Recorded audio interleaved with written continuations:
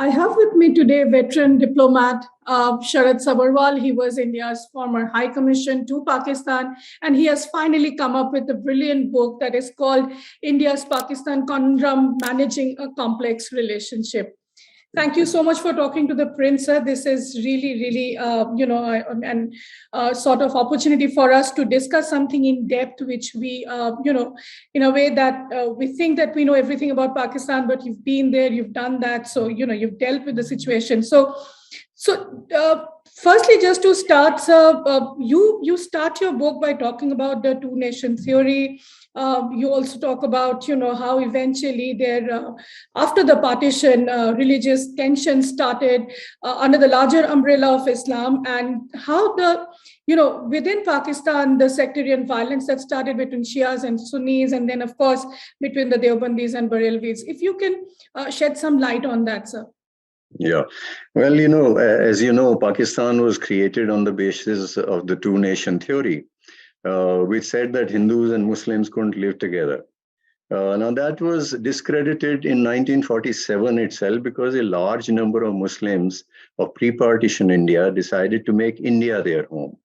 And then it died a natural death with the emergence of Bangladesh when a large number of Muslim citizens of Pakistan became citizens of Bangladesh.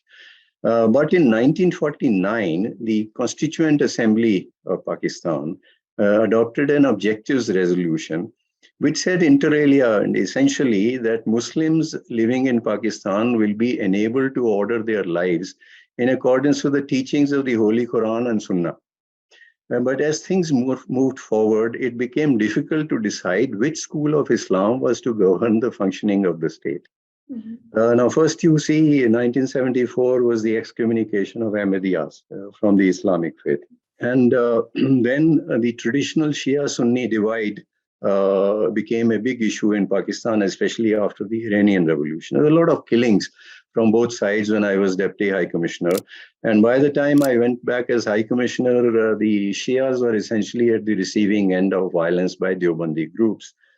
And then within the Sunni fold, differences and divisions emerged between the Deobandis and Barelvis.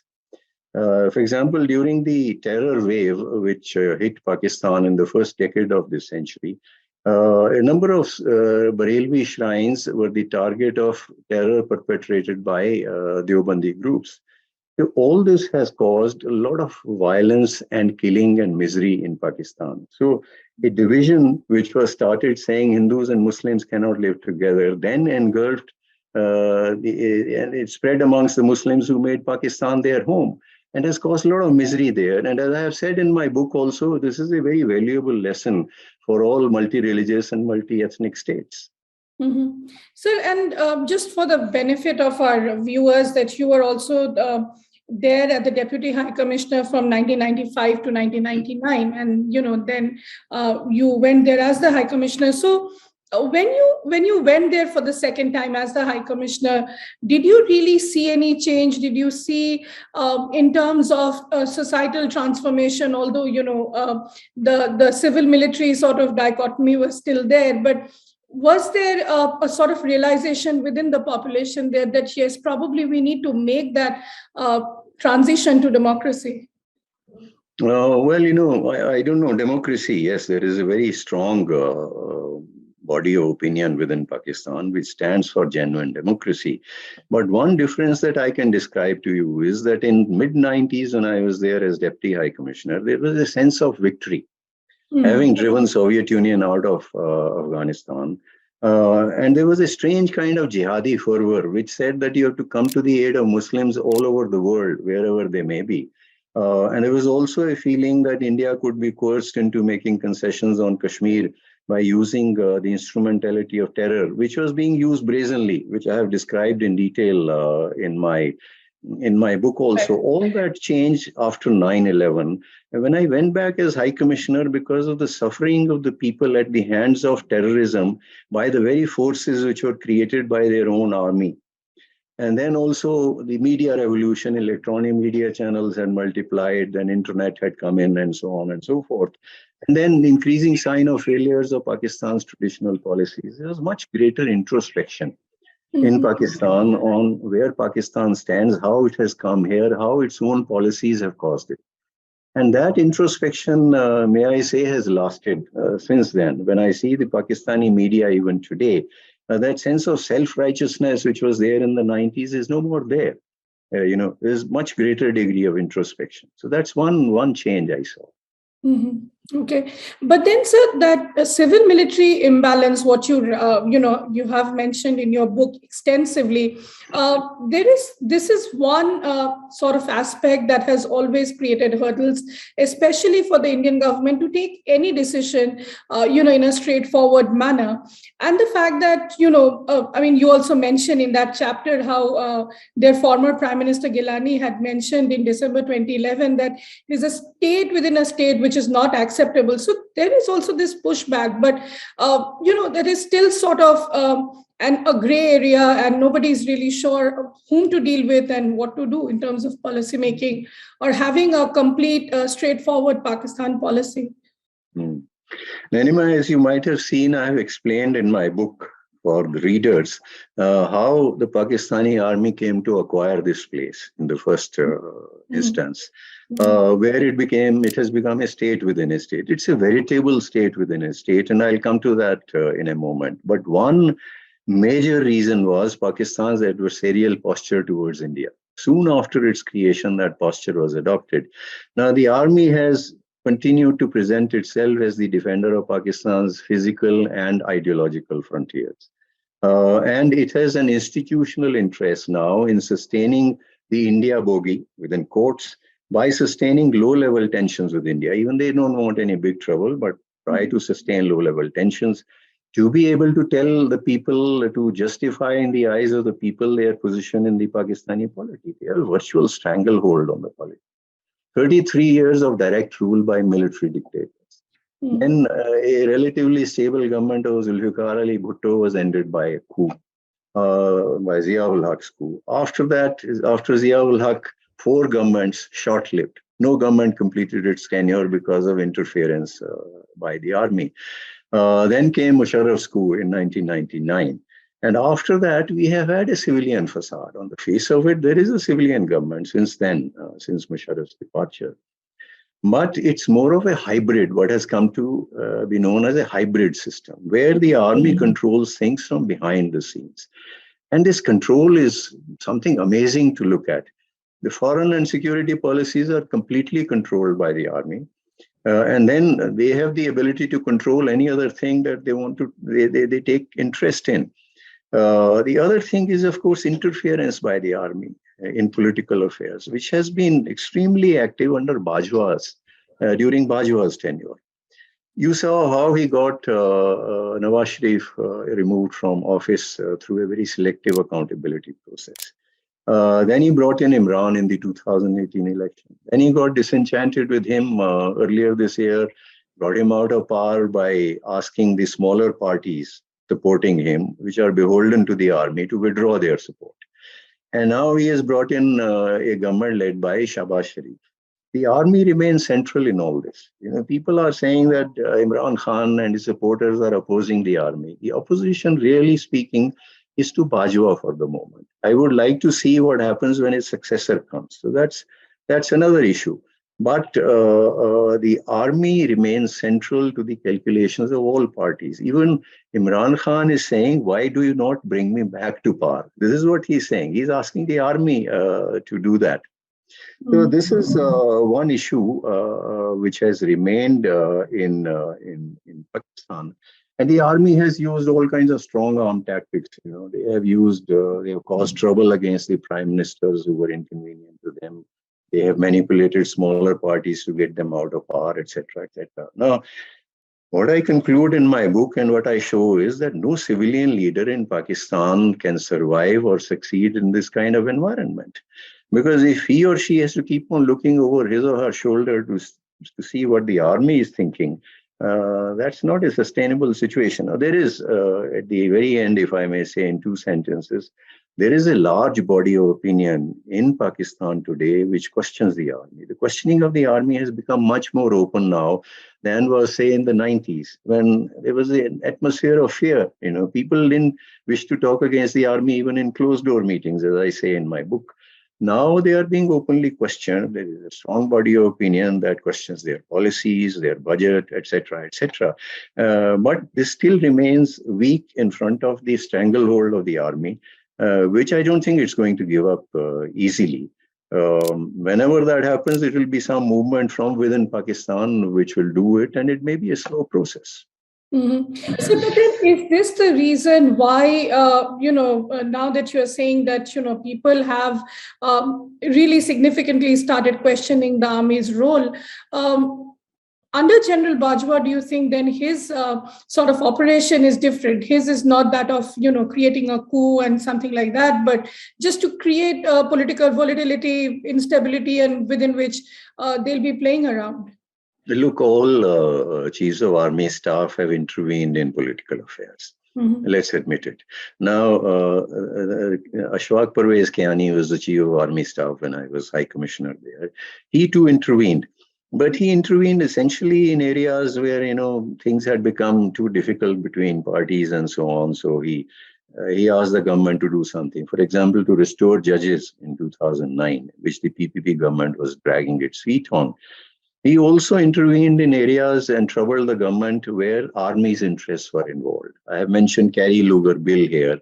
I won't go into the details. I have mentioned the Memo Gate scandal where the army cornered the government. So he kept them constantly under pressure. There's no doubt about it. But Bajwa's actions have been qualitatively different.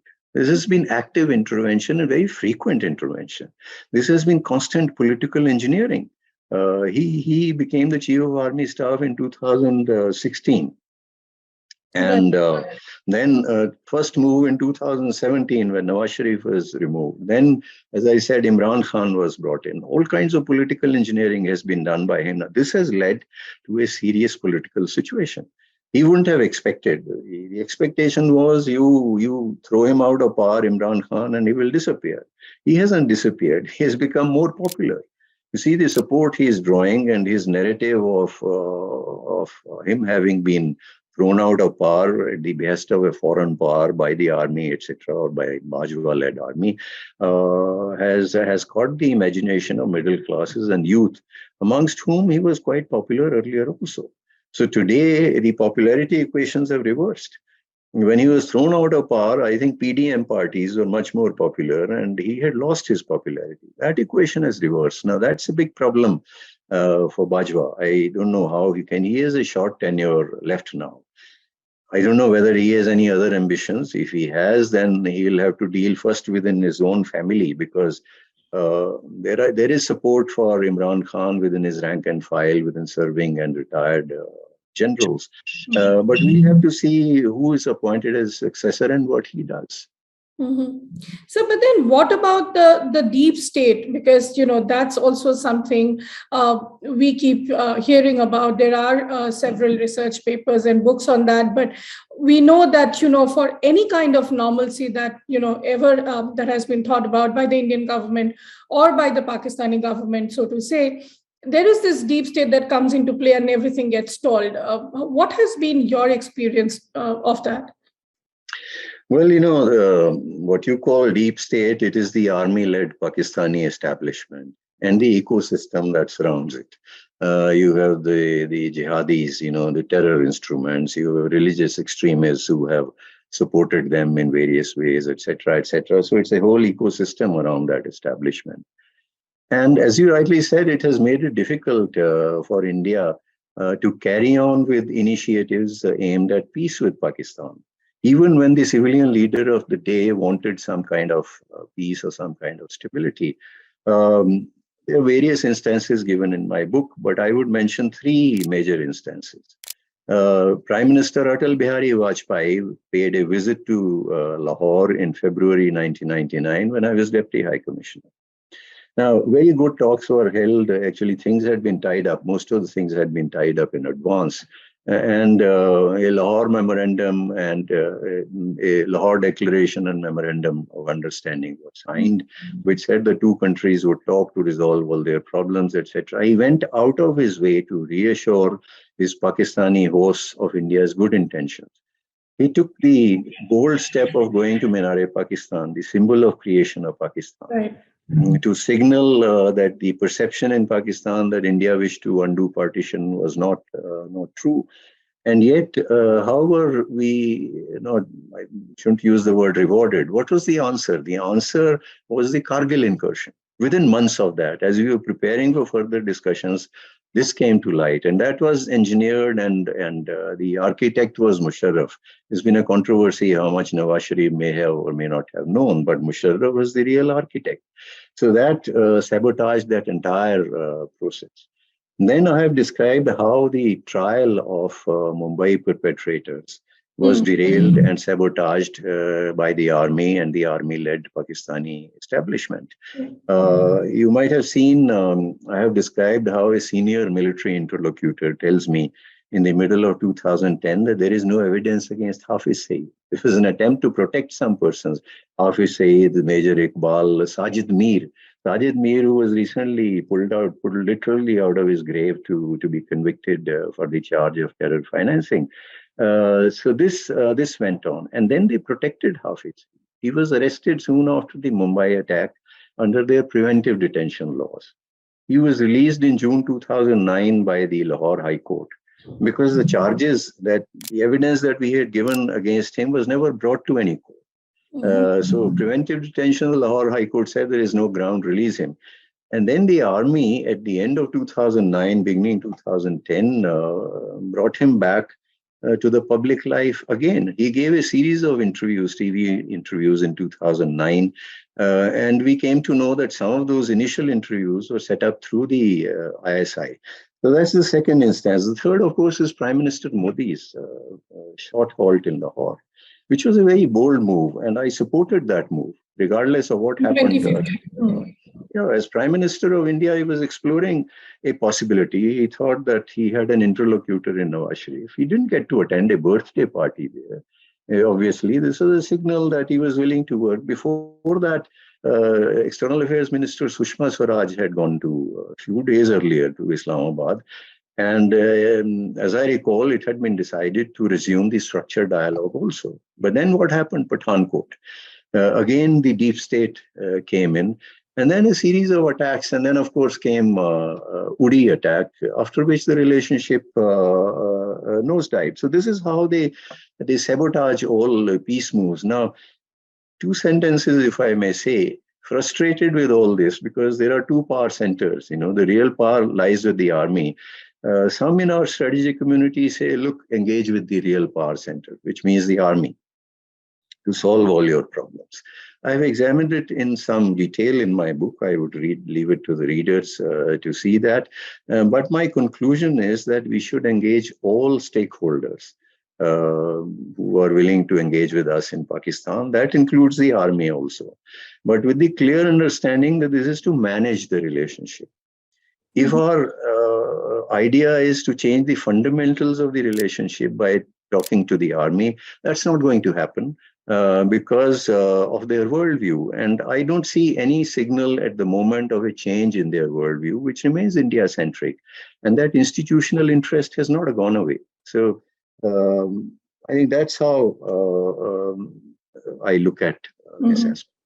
So you talk about composite dialogue with, former External Affairs Minister Sushma Swaraj started to revive, although under a new name. And even Prime Minister Modi, before going to Lahore, had called, all SAARC leaders, including Prime Minister Sharif at that time, Nawaz Sharif, for his inauguration. But then again, I mean, yes, as you said, a series of attacks happened. Even there was this idea of having a foreign secretary level dialogue to at least have some progress. But all that kind of stopped. And then India also went for, abrogation of 370, not having a dialogue. Yes, of course, Pulwama also happened. But we have this whole host of issues that are pending for decades. So do you really think that having no dialogue at all and the fact that this basis of stance that India has, that terror and talks cannot go together.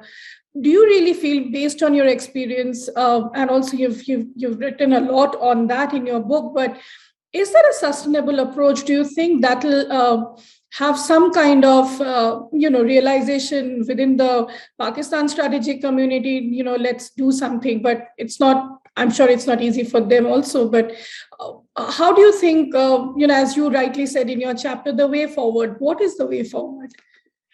Well, first, let me admit that cross-border terrorism has made it difficult for us to sustain the peace process. Look, when there is a large terror attack, at least for some time, it makes it difficult for the elected government of the day to carry on with dialogue. Dialogue, our disenchantment with dialogue is also because of the fact there is a misperception that dialogue is a concession to Pakistan. Dialogue is not a concession, and it need not result in a concession unless we decide to make one. So we regard it as a concession in return for which Pakistan should become a normal state, behave normally towards us. Now, as I have explained in part one of my book, Pakistan's dysfunctionality, and I have stated there that this dysfunctionality is not going to disappear anytime soon. Pakistan will remain an abnormal state because the factors underlying this dysfunctionality are immutable in the foreseeable future. So that's the first fact. So I have often said that you have to deal with Pakistan as it is and not as we want it to be. And Nayanima, let me also say that while dialogue has not shown the potential to change the nature of Pakistani state, to change the fundamentals of the Pakistani state, it cannot do that. But it can play a lesser but equally important role from our point of view of managing this relationship, keeping violence and volatility low. After all, when ceasefire was restored in February 2021 on the line of control, how did it come about? It was a result of a dialogue.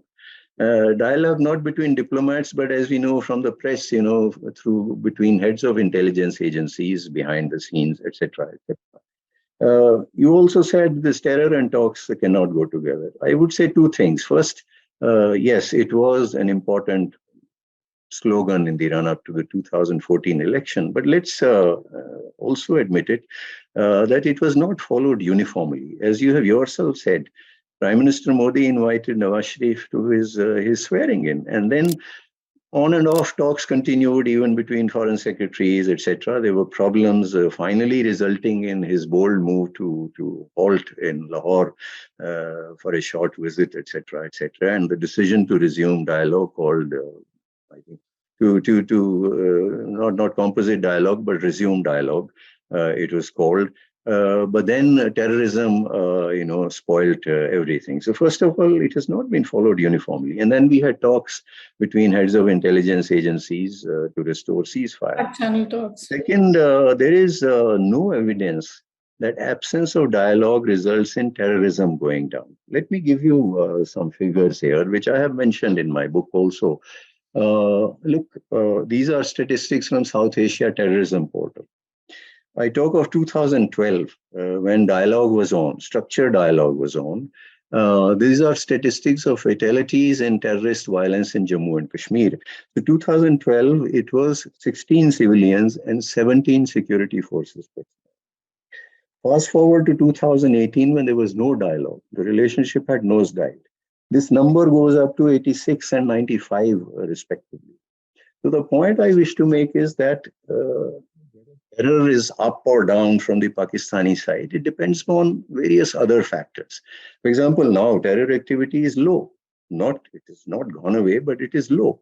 And we don't have dialogue. But there are other factors which are responsible for it, which is Pakistan's economic problems, serious economic situation. They're too busy internally. And secondly is the Financial Action Task Force scrutiny, which makes it difficult for them to be very brazen about, open about their terror activities, etc., etc. In the end, I make 2 points about dialogue. One is a general point, and the other is a specific one. The general point is that as a diplomat, someone who spent long years in foreign service, I find it difficult to accept the proposition that dialogue and diplomacy has no role even in a most difficult relationship. Look, diplomats don't leave things to entirely to the security sector until there is a war or an armed conflict. We haven't reached that situation. So we should not write diplomacy off completely when we talk of this relationship. That has a role. That has a role probably not to change the fundamentals of the relationship. If there are opportunities arise to do that, we'll do that. We'll keep on exploring. But diplomacy has a role to manage this relationship. I think we should keep this in mind. The other is a specific point. Now, look, I don't know whether dialogue can be started today. Pakistan's politics today is so fractious that Shahbaz Sharif is finding it difficult even to make small moves like importing vegetables and so on. You saw the back and forth Yes. on that. So for them to take any positive steps towards India is not easy. But on the other hand, look on our side also. I don't know what kind of leeway is there on our side, to have any substantive dialogue. But what I say is, as and when dialogue is resumed, the format which was adopted in 1997, which came to be known as the composite dialogue format, 8 subjects, for the reasons explained in my book, in which I will not go here in this interview, that has outlived its utility. So instead, whenever dialogue is resumed, it should be a freewheeling talk at senior official level, probably foreign secretaries. We have had that kind of dialogue earlier, whose main brief should be to keep tensions as low as possible, to look for possibilities of areas where things could be advanced, and then commission subject-specific meetings. So I think we have to look. The relationship had gone into a free-fall mode after Uri. From that, we shifted back to what I call management mode in my book, with the restoration of ceasefire. I think first we have to stabilize the relationship a little more. If opportunities arise, to take it back to High Commissioner's level, possible restoration of trade and travel, etc. And then we can look at bigger things. Mm-hmm. So I'll come to the trade aspect, and I know you dealt with it very closely. But before that, if we can discuss on the nuclear dimension, which you have written in great details, but this is one concern that always comes up whenever there is a talk of a probable conflict or war, that, these are very close countries that are nuclear powered. And that is something that has also given sleepless nights to the US and others. How do you think going forward, now that we have this kind of a relationship where there is absolutely no dialogue and, indirect talks in whichever way is happening, who is taking care of the nuclear aspect? How is that taken care of? Is anybody really concerned on this side or on that side? Well, I'm sure, people who take decisions on both sides are fully aware of all these realities. They are realistic. I wouldn't say that, people are trigger happy or anything, or there could be any accidents. Pakistan used to do it. After the 1998 tests, they tried to leverage this nuclear dimension to bring in the international community at the slightest sign of trouble with India. But this chapter, this portion of my book, examines something which has been said and advocated by some in our strategic community, that we can resolve our Pakistan problem entirely through military means. And all that I have said is, you should examine this proposition in the light of the nuclear dimension to the conflict. Nayanima, it's not my case that nuclear dimension has completely eliminated the possibility of use of conventional military power by India. Kargil showed that there was space for that kind of action. Then we crossed a significant threshold in mounting the Balakot strike at a terror target in Pakistan proper. I think that was a desirable step at that stage. Now, the only problem is that these kind of actions, while they have the potential to impose a temporary restraint on Pakistan's terror machine, they do not have the potential to secure an enduring change in Pakistan's behavior. That needs large-scale military action to give Pakistan a major military blow on the scale of Bangladesh. Now that runs into the red lines laid down by Pakistan for use of its nuclear weapons. The details are in my book. Members of our strategic community have been looking at, how to bypass this nuclear dimension, and they will continue to do so. But the bottom line, as I always say, is that a prime minister in India has to authorize a military action, consequential military action, which by accident or by design could go into the nuclear domain. You can imagine what a difficult decision it would be. There's a lot of brinkmanship in Pakistan's nuclear posture. Brinkmanship has been the name of the game since mankind came to acquire nuclear weapons. But this one bottom line remains, and it will remain a very difficult decision. So the only point I have made is that this nuclear dimension has imposed some serious limitations on our use of conventional military power. To induce a change in Pakistan's behavior, although I emphasize it has not eliminated completely the possibility of use of a conventional military power by India. And I'm sure we'll find ways of doing that for our punitive activity whenever that is required. Mm-hmm. But sir, we also do keep hearing, I mean, on and off, there's been no policy change, of course, but a review of the no first use policy. What do you have to say to that? Well, my own view is that I frankly, I see no reason. I was asked somewhere else also. I haven't examined that aspect in my book. Now, whether in the overall changing scenario, that requires a change, I will not be able to say. But my own view is that our stance hasn't caused any harm to us. Look, in a situation where you have credible intelligence that the other side is going to attack you with nuclear weapons, you will probably not wait to mount your own attack.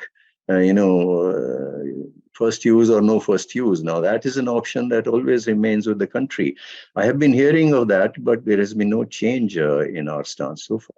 Mm-hmm. So then, just related to that, since you talked about changing, overall changing situation, clearly Pakistan is now out of America's good books. Gone are the days when there'll be dollars, constantly flowing in. But then they do have China now, which is taking care of everything in Pakistan, from infrastructure to the military arms and everything.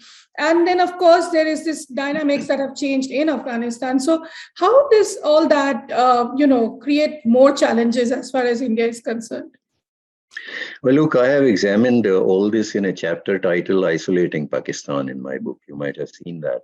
Now, China is much more deeply invested in Pakistan than ever before because of the CPEC. They committed an investment of $62 billion.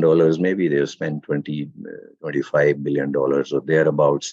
But they are deeply committed because that's also an exit for them to the Arabian Sea and beyond. And Pakistan is a very critical ally for them. And I examine in great detail in my book. So even as Pakistan's relationship with the United States has become more and more transactional, it was always transactional, but it has become far more so now. Even as it has become transactional, Pakistan has come to depend more and more on China. They have also been giving money to shore up Pakistan's foreign exchange reserves for the last few years, which they didn't do earlier. So that relationship is based on strategic congruence, the animosity of both countries against India. So there is that very, very strong bond. And of course, other bonds are emerging, and China-Pakistan nexus is both broadening and deepening. Come to the United States. The relationship is transactional, but I wouldn't say that the United States will one day just abandon Pakistan. That's not going to happen. And I think we should be mindful of that fact because, it's a strategically a very important space sitting at the nexus of various interests. And if I may say very briefly, I have written about it recently, there are telltale signs of another transactional relationship emerging between the two countries. For example, there are now reports, even the Taliban have said that the American drones have been overflying Pakistani space to mount, operations in Afghanistan. Then there were also reports that military stores have been sent from Pakistan for Ukraine because there was a arms relationship between them. So maybe some spare parts, etc., are manufactured in Pakistan and they were needed there. these kind of telltale signs are emerging, and we have to see what shape they take. So then finally, what about the trade relationship? A lot of discussion at present is going on because of course, the devastating and unprecedented floods there. So there is now this question whether India should, provide aid, or it should, normal trade should resume. Although India has been exporting some of critical items like sugar, cotton, pharmaceuticals, even though it was suspended by the Imran Khan government. But do you think that both being neighbors, and yes, they are difficult, it's as you said in your book, as you write your title, complex relationship, can trade not be given a chance, even under SARC? I mean, there's just no movement happening. Well, look, trade is important for more reasons than one, which I have explained in the book. First, it's a question of livelihood on both sides. Look, people say 2 billion exports or exports to Pakistan, direct exports for $2 billion before Imran Khan government suspended trade. And they said, how does that matter? That doesn't matter at the macro level, because our overall exports are probably $350 billion and so on. So $2 billion is neither here nor there. But it does matter for those who are exporting those items, their workers and so on. Similarly, on the Pakistani side. So we had always been telling, and then second aspect is that trade, if it grows, can also build constituencies with an economic stake in peace on both sides. We have never reached that level, but it has the potential to do so. Third, Nayanima, I have said in my book that an important instrument in India's hand to build a cohesive South Asian periphery is to leverage its large economy and build trade and economic linkages of benefit to our smaller neighbors. Then they'll have a selfish interest in contributing or helping us, or participating in that exercise to build a cohesive South Asian periphery for India. Now, so those are the advantages of trade. We had been telling Pakistan all along not to link trade to political issues. We gave them MFN status in 1996, which they never reciprocated. But there was always a demand from a section of Indian strategic community to withdraw that status. Finally, we did that post-Pulwama and increased duty by 200%. Now, I believe that move was meant essentially to assuage Indian public opinion, a retaliatory move. But it didn't have the potential to change the calculus of Pakistan's establishment, because after all, their exports were $300 to $400 million, less than 2% of their global exports. So it wouldn't impact them at that level, although it would impact people at the micro level. Then Pakistan took an even more shorter-sighted step in suspending trade.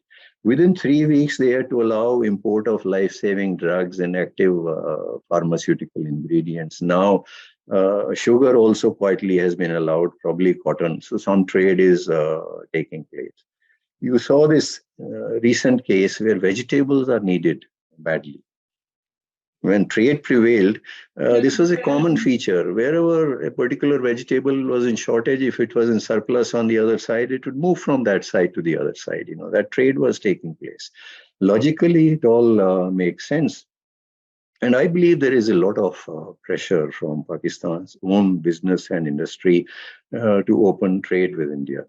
But today's Pakistan's political climate is such, as I said earlier, it's so fractious that smallest positive move will be described by Imran Khan as a sellout to India. So they are finding it difficult.